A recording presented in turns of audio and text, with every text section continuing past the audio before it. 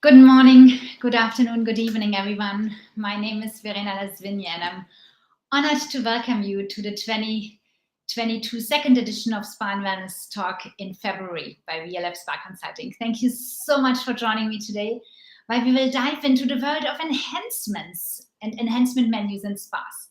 Over the last 10 years, enhancements have implemented themselves as a great way to add maximum benefit to a spa treatment. And most spas these days offer enhancements, but they don't optimize their potential with enhancement menus yet.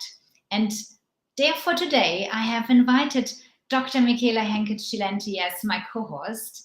Michela is a guest and team engagement consultant specialized in spa and hospitality. And Michela has worked with many spa teams and helped them to reach skyrocket numbers through selling powerfully, no hard sale though, enhancement menus to their guests. And so I was impressed in what she has achieved that I asked her if she could share some secrets with you and me today in this Spa and Wellness Talk. Thank you for joining us today, Michela. Welcome. Having me. Thank you for having me, Verena. What an introduction. No pressure, right? As you know, we welcome also your questions in our chat again today, which is on this YouTube channel, and we will answer them towards the end of this talk. But let's start, Michela. I read recently in a survey conducted by iSpa that 70% of spas surveyed saw an increase in enhancements and retail sales in 2021. So that seems quite promising, and it seems like everything is working in the right direction as it should, right? Yeah, absolutely. And yeah, there's two great takeaways from that. I think the first is that we've got to think about, who's actually reported into this survey. There's a little bit of survey bias going on in the sense of those that are doing well, those that are connected with the community are more likely to report that they're doing well, right? And also it's a smaller sample. Not to be ignored, it's a great trend that we're capturing.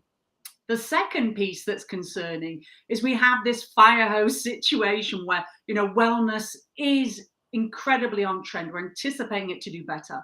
We're full. We're running quite a lot of us at lower capacity. So we're essentially full. And so, with this pandemic effect, we're seeing that there is an increase in retailing and enhancements. But what essentially the biggest concern is that we're not actually changing therapist behaviors. We're not supporting them through the change. We're not empowering them because we're putting it onto external factors as being the reason why people are buying. So lo and behold, as we anticipate, inflation's going to increase. We have increases in salaries that are somehow keeping up with it, but we're going to see a natural drop in trend. And so excellence will persist, but the therapists are not going to be empowered. They're not going to be using what they have, those natural strengths, which is what's central to the work that I do, to believe, to find that relationship, which is something inherent in all of us, that real, that it's really a psychological instinct that we have to connect with people deeper. And our therapists have that in themselves, just like the guests do. So for them to tap in and use their personality and their strengths to build that relationship, then natural rapport occurs, and I teach the teams how to build that and grow that. Then of course trust comes from that, which allows us to recommend. And if we don't create that, if we just let this fire hose situation, oh gosh, we're so full, we're so busy, haven't got a minute to think, I'm doing 3 jobs, I'm not minimizing or belittling that, but I'm just saying that it's going to move just as quick as it came on, and we're going to be left with, demotivated therapists that don't know what to do next. Now's the time to make the change. That's very interesting. And it's true, when you read the survey, you don't necessarily give that second thought to it. But I think that this would be actually very helpful to our listeners today. And I know you have been working often with spa teams, focusing on developing the spa results and exactly this aspect on how enhancements can be sold in a more active way and have upsells happening in a more productive and but still natural way. Could you share the main obstacles maybe, but also opportunities that you have come across on why spas are not maximizing on their revenues and how they could get there? Let me share, and I'm going to blow my own horn for a minute if you don't mind. But one of my clients that I've been working with over 12 months started on zero enhancements, and a month, year on year, 200% increase. And last month, 78% of their treatments had an enhancement sold. Wow, Insane. that is mind-blowing. Insane. And there's lots of different factors at play. Main obstacles are essentially when you come in from the outside. I'm an outsider, and I have, whether I liked it or not, one of my natural strengths is that I'm able to be sensitive to that gulf, that difference, and so sensitive to what it means to welcome, what it means to build rapport, what it means to fit in. And so I'm very sensitive to that safe psychological space that I build for the therapist, and we plain and simply debaggage that data, that raw data is invaluable to proceed. It helps them talk about what's going on and verbalize what the challenges and obstacles are. And that's key and critical because they have this great data. And then moving forward, we then move into their strengths. We move, but the obstacles are fear. So what is the source of fear? What is that issue? And whatever it takes, we tap into that. And then we use a variety of different techniques, whether it be the DISC profile, whether it be Strength Finder, to really isolate, what it is, when's your best work. I'm an appreciative coach, which means that we look at when, I know, insaner, but it is a real thing. So it means that you look at, when you're looking to change behavior, you don't look at your data and go, you didn't do it, you did it wrong. We actually look at when did it work? When did you do it best?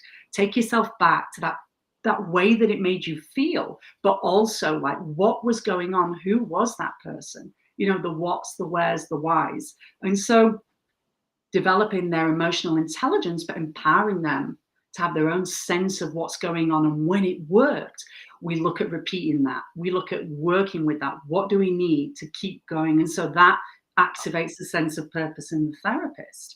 And it has that wonderful pro-social openness in the guest, as the therapist is coming from an authentic place, and they're able to move into that instead of fear. So it's that positive that drives their behavior. We move into that space, and then we activate that to get a wonderful, deep level of engagement in our guests. That's really a great way of describing it. And I love your approach of change from fear towards confidence. Mm-hmm. Is there a example that you could give on one concrete obstacle and what you teach the team in how to overcome it?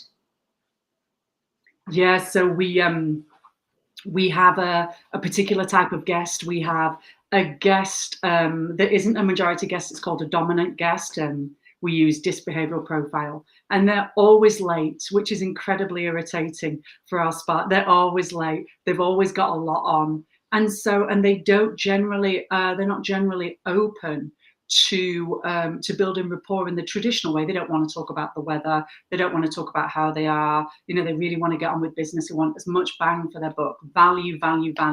So they're actually great individuals to really enrich and enhance to, because they want as much value shoved in that fits in with them. And so one of the greatest takeaways is that our therapists are very often different and mildly irritated and kind of like withdraw into themselves at this kind of very quick, passive aggressive way of controlling the space. They come in late. Imagine this, the guest comes in late. They try and move and push the therapist along, zip it, no more chit chat. No, I don't want to hear anything. And so they don't give us chance. And so we take that passively. And so when a therapist is empowered, and what I try and support them to do is to really think about what their strengths are, to read that, listening to what the guest is saying, what the guest isn't saying, and verbalizing, saying, you want me to make it short. You want me to speak in bullet points. You want me to cut to the chase. You want as much value in this time. You want, regardless of you being here 15 minutes late, you want, business as usual. Don't make an issue out of it. And so all these small like bespokes and this hyper personalization of service, which the therapist controls and manages and orchestrates and takes all the credit for, because we don't teach with scripts, but they manage that and they deliver to that guest exactly what they want to hear. You got it. Well, listen, you were here. You were 10 minutes late. let's add in the hot stones and, you know, the scalp massage, because that way you're going to get your full treatment in the time that we got left, right? That way you're going to get, yeah. And I agree with that, to have that, to give this power to the employees to be able to manage the different guest types in the different situations. And enhancements, as the name says, it says is an increasing benefit to the initial treatment without adding time. And so it's just the key of understanding how we can sell this, that it's a benefit for the guest, towards the guest, versus saying, okay, you need to spend $20 more. Yeah, and that's where it starts. So it's like, I know we're talking about enhancements, but there's no shortcut. It comes to absolutely listening and absolutely making yourself heard. And so that's the development of the therapist's emotional intelligence. That's, you know, using their personality as leverage. What are the levers that make me excel? How can I make myself heard? I've got this superpower, and using it. And so we go through that journey of exploration. But because we're so purposeful, this work isn't very far away, but it's so rewarding when we're looking at engaging teams more. We're looking at giving them that sense of belonging, you know, removing the fear from the work that they do, and then personalizing each treatment gives them the biggest sense of just absolute joy. Because that's the work that we do. We're purposeful, you know, driven individuals, and tapping in and reading. And those are the skills. It always comes down to the basics, right? Most wars are built on communication issues, right? So it's the same thing in the spa. You know, it goes down, you know, to how, you know, what limitations have I got? What are my, you know, challenges, you know, as with my personality that enable me or disable me from being able to hear and engage and read that. I'm irritated by somebody being late. So it's removing those judgments and being able to connect deeper with that guest. What does this guest need? And that's the biggest buzz and kick for everybody. And that's an obstacle in itself, you know, the judgment, suspending judgment and being able to hyper personalize, you know, rain or shine with every situation. But that's what makes it ultra exciting in the work that we do in service, right? Absolutely. Now, adding the listening side to the therapists, I would have another question that may tie into how successful an enhancement menu may sell. How actually can a spa make sure that their enhancement menu actually speaks to their guest? And especially probably in times where wellness has such a high importance. That's a good question. I would move it further upstream. How can it speak to the team first? It has to speak to the team first. It's got to be simple, tried and tested. And often what we have is individuals that are very excited by novelty, very excited by the new, the novel, the latest. It's more like a status symbol, like a shield of how successful we are with our enhancements. Or it can be something generic and corporate. So again, two ends of the pole. But really, my proposal would be that it comes grassroots from the team, from the start. What's their feedback? But that we've created a space so that they can really, truly talk about it, because they have to own and feel the brand to be able to really give input properly on the enhancements. Why do we do them? What's the purpose? What do our guests feel? So that individual, I don't know when, gosh, I'd love to be able to put my finger on it and say, the team, really new team, were definitely not entitled to a massage or a facial, from Dot. It's just like the worst idea ever in bringing our new team on, getting them to feel and experience the brand, and then getting their input with this fresh pair of eyes, as well as our experienced and tenured team, and to bring that input. What is it that we love about hot stones? Like, why? Is it because, the ease, the impact, the reaction, what is it? And keeping those hot stones and the oils and your scalp massage, but of course, having something, because we're individualizing on a hyper, personalization, everything. We have to have something for everybody. So there is a space for the novel and that absolutely that real exclusive, twist that we add in. But there has to be the mainstays as well. So it should be simple, should be grassroots up, it should be loved by the team. And we just need to talk about it, comfortable with it in every single which way.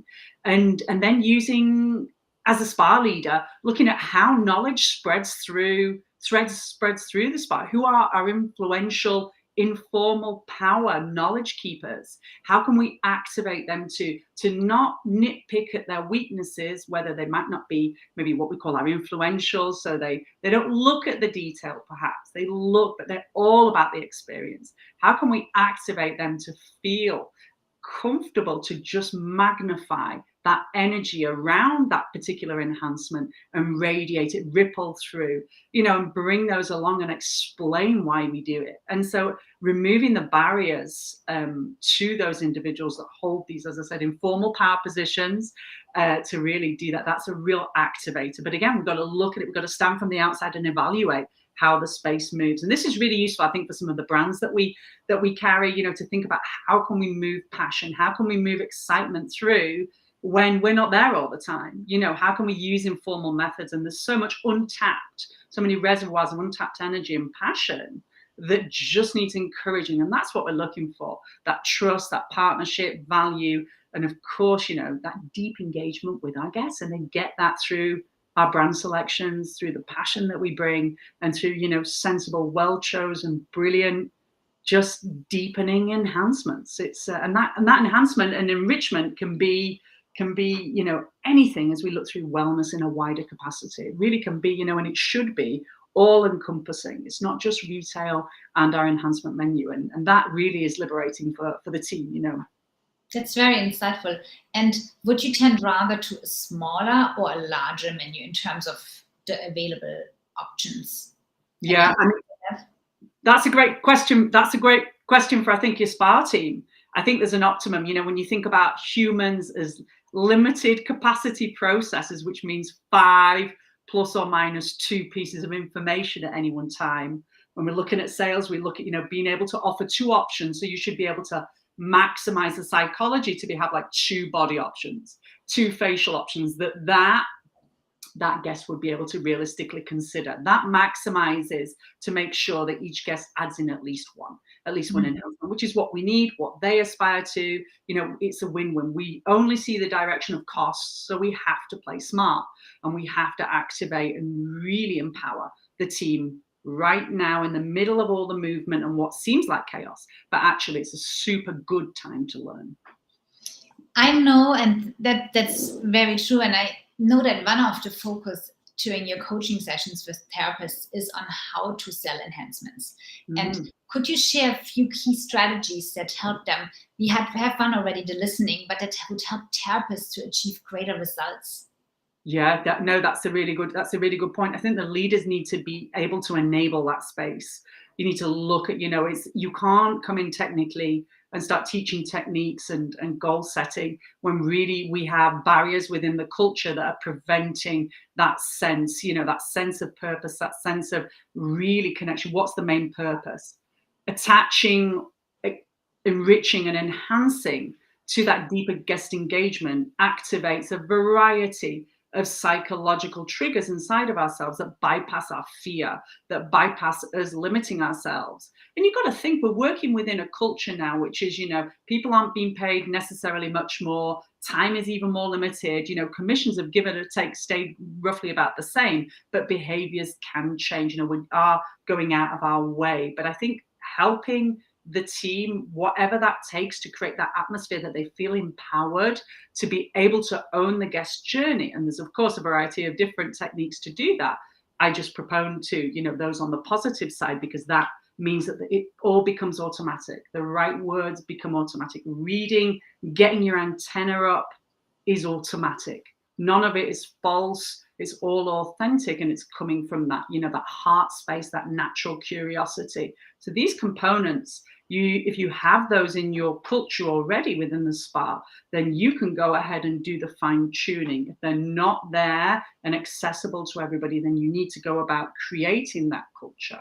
And sometimes I was working with a client last week. We have an incredibly strong seller therapist that's doing really well, but actually couldn't be creating any more negativity on the tail end. That you're really just insane amount of negativity, putting other people down very subtly, nothing that you would be able to hear, but I was able to pick up on it. And we have a situation where this individual is now being coached to say, wouldn't it be, and it isn't in a negative way, it's a positive way, all the strength that you bring, look at all that you're doing.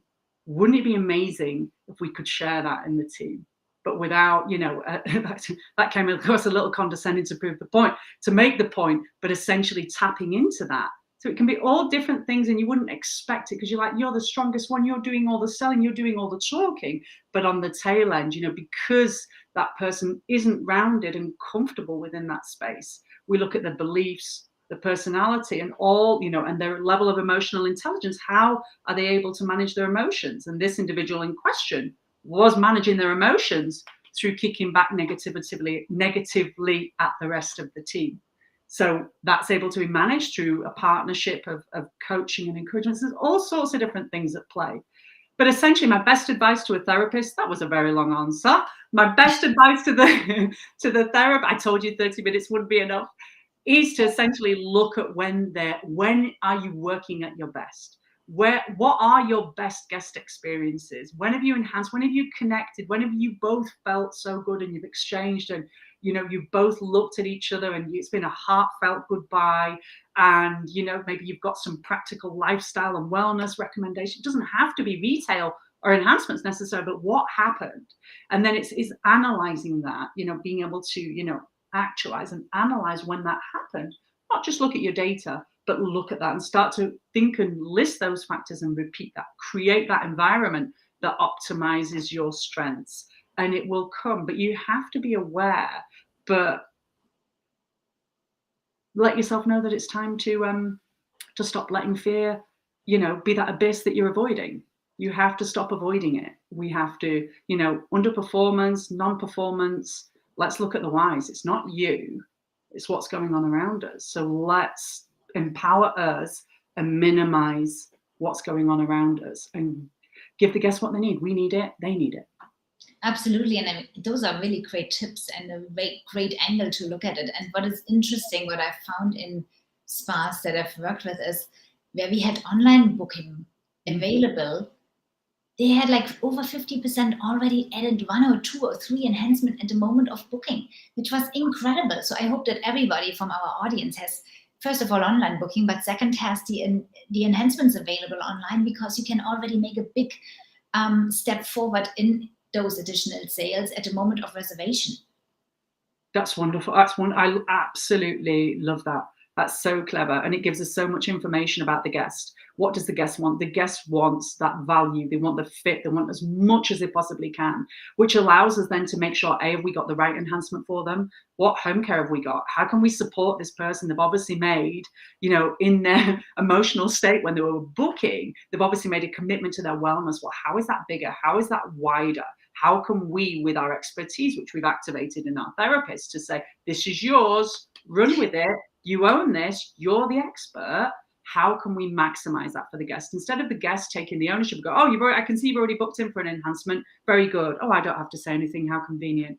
That's the point that I'm making in the beginning. We're in a situation where that's happening somewhat because we have this urgency to consume. We have a little bit of disposable income, but it will switch off. It will dwindle down from fire hose to small garden hose. And we have to fill that gap by that empowerment of the team.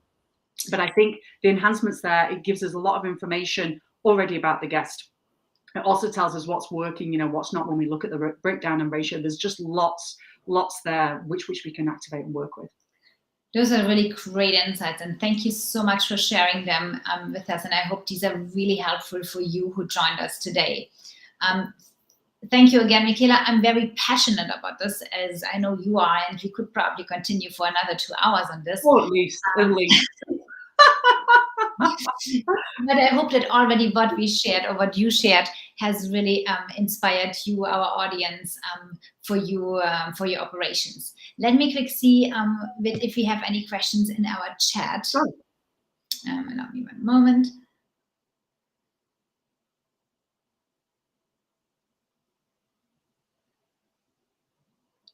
Go there. For the moment, we don't have questions. We have many joining us live, which is great. Then we maybe have, is there anything else that you would like to add? Maybe how we can connect the enhancements to a retail sale? Is there anything that you could help us to understand there, how that actually could tie it together? I think tie is a great word. There should always be, I think when we're mapping it out, we talked about, I remember, up until a few years ago, you should always have products. You should always have products that the spa team love, and that is not always technically possible. And so you have to, use where I'm not saying that that's not got value, but I think it needs to go another level than that. It needs to be a strategic partnership from that enhancement through to the product that comes afterwards. That should be interconnected automatically, that they've had that, what we call the puppy dog close. You've felt it, you've had it, you've touched it, you've had it rubbed on you, you've had it explained. The gap from you thinking about buying yoga bar, to actually using yoga bar as being inherently closed because you've actually used it. Our professional has shown you how, explained, you feel the benefit. And so it should be an automatic connection. And so it should always be linked, and it's something that we're borrowing from our commercial, from supermarkets and such, as products are always interlinked and connected together. So we're just like kind of not piecing the whole journey together. But when we think about the journey and we think about how the guest inherently feels, and we feel about them being exposed, and right now, we've never had this kind of data. So we really have big chunks of data on what behaviors are doing. But because we're not owning the journey, Verena, it's nearly useless. Oh yeah, hot stones is doing incredible, brilliant. The oils, crystal oils, lovely, wonderful. And what? When it stops, what? So making that natural connection that's already there, and flexing that muscle is really giving the guest, something deep that they want in their bathroom cupboard, or in their shower, or in their living room. And that's the piece that we're missing. We always talk about two wallets. We have the wallet that will be for the actual treatment, that initial outlay, and then we'll have that wallet for those add-ins and extras. So psychologically, the guest has made that distinction. And we know in terms of referral, loyalty, advocacy, promoter net scores, net promoter scores, blah, blah, blah, blah, put my teeth in. We know that the power of that retail piece really plays into that very, very strongly. And so, yes, the team loving the products is important, but, that interconnection, and that. And I see also from the data, again, beautifully showed by iSpa, that we have a lot of movements, and there's been some good changes and new brands being brought into the spa. And this is a great opportunity to rework and think about that truly from the guest experience. But as I said, the greatest part, I think, to engage a team is to get that sense of belonging, get your new team, regardless of how little they've worked in this old idea that they shouldn't be, pampered and treated. Get them in and get their feedback. How was it? What's missing? Get that critical experience, instead of like, oh, they would never do this, so it's just be a waste. No, not at all. The exact opposite, actually. So there's so many different opportunities. Everything has a knock-on effect on something else, but essentially we're creating something much bigger than just a technique that says just go and explain about enhancements. It's much wider than that, because if you want it to be automatic, it's got to be there. We actually got some questions in now from Roseanne Bruno, who asked, how would you coach a shy therapist to share their knowledge to upsell a guest? Brief answer, because we have 2 more questions and I would like to get them answered. Gosh, that's pressure. A brief answer. Gosh, right. So yeah, essentially it would be, to have that conversation. So regardless of whether you're being extrovert or introvert, I hope you don't mind me just sidestepping from shy, literally what, introverts have just as much reflection as an extrovert. The extrovert just has that desire to share it on the outside. So the introvert has just as much value, if not more, because they're observing. And so it's tapping into that and understanding that, from that therapist exactly, what their own barriers are, what are their thoughts. I'm sure they're very deep, very precise, and really, really helpful to their own performance and to the performance of the whole spa. Yeah, it's that fear that's driving it. So what is it? What are the barriers? What I sometimes like to teach, taught my teams, was don't put too much pressure on yourself to sell several enhancements. If you go in, you listen to your guests, this thing that you mentioned as well earlier, take one enhancement that makes really an input to that guest. Get strong on one enhancement and put yourself verbiage ready that you can easily bring that out and that will help you overcome your shyness. I don't know if that is something that could work, Roseanne, for your therapist, but focusing maybe only on one that maybe the therapist even may enjoy from an experience thing, that has something that has worked for my teams in the past. Rosie, connect. Let's talk about it further. She's given me a minute limit. Next time. We have Mehmet Air from Gariani who would love to hear how therapists are open for new technology. Fantastic. Technology enhancements. Good question. Grassroots up. Get them to spit out what the technology is. What do they want to provide? The innovation should come from them. If you're pushing it downwards, then you're creating barriers already. You're giving them a reason, irregardless of it being logical or not, for them to object to that. Every change has to come about, moving forward. And again, get the team to think about when they were at their best. Well, it's probably when you had something new, when you're something fresh, when we're excited. Well, how can we do that? So the natural, logical answer from them would be, of course, new novel technology. And so getting them to verbalize that. And it's only a quick, in a team session, this is a 10, 15 minute kind of green light add-on session, but it has to come from them. And lo and behold, the answer will follow. You frame the question, the answers will follow. Get them to make it their idea. And guess what? It'll be a really good one instead of your idea. And I have a good opportunity to just create and cause a little bit of trouble. Just bypass that. Let them come up with the idea first. Great insight. And the last question from the specialist. Do you prefer add-in or add-on enhancements? I don't know if that refers to actual enhancements that don't add time and add-ons that would add 15, 20 minutes time. Today's session for me, this was really about enhancements of not adding additional time, but probably more the add-ins in order to elevate the benefit of a 50, 60-minute massage without an additional time. Add-ons in some spas that might be more challenging because of the way the schedule is pre-booked. So that is more at a reservation stage to be added, which is an upsell at the initial reservation. That's how I would interpret that. Anything else you would like to add? Otherwise, we are already at the 30-minute mark.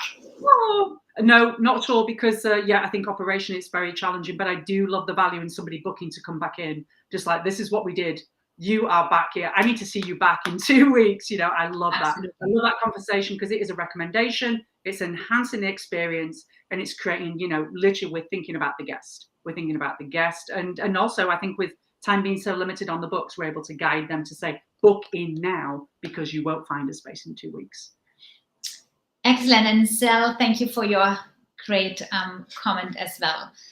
Yes, as I said, we are at our 30-minute mark again, but before we say goodbye, let's wrap up today's sessions with 3 takeaways. The first for me would be team input. Make your team love the enhancement menu and get their input even to create it, which will make it so much easier to have them sell it. And of course, give your team the opportunity to try them and test them and experience them. The second one is educate your team on how they can emotionally connect and engage with their guests, which will assist them in selling more likely by choosing the right treatment and benefit for them. And then train your team on the delivery and the verbiage and how to overcome fear. And as I said earlier, start maybe with the goal of only trying to sell 1 enhancement per treatment, which will get them closer to the goal. Michela, thank you again. I could continue, but thank you for having joined me today. I love your insights and tips on how spas can implement and grow their revenues through enhancement menus with the right strategy. Thank you for watching and joining us live today for the edition of Spa and Wellness Talk, or for watching the replay. I truly hope you found 1 or 2 takeaways that apply for your spa. And we will be back. Our next talk is on Thursday, March 17th at 1 p.m. Eastern time. And before actually that one, you can see me speak on how to revamp an enhancement menu in 4 easy steps at the International Aesthetics, Cosmetic and Spa Conference at the Javits Center in New York City on March 14th. I would love to see you there if you're around, so please come and say hi. Otherwise, I invite you to follow VLF Spa Consulting on Instagram and LinkedIn. And as usual, the recording of today's talk will be available on this YouTube channel. Over the next few days, we also will share the link on social media. Thank you again, Michela. You're welcome. Thank you all for having taken the time to join us. And until next month, goodbye.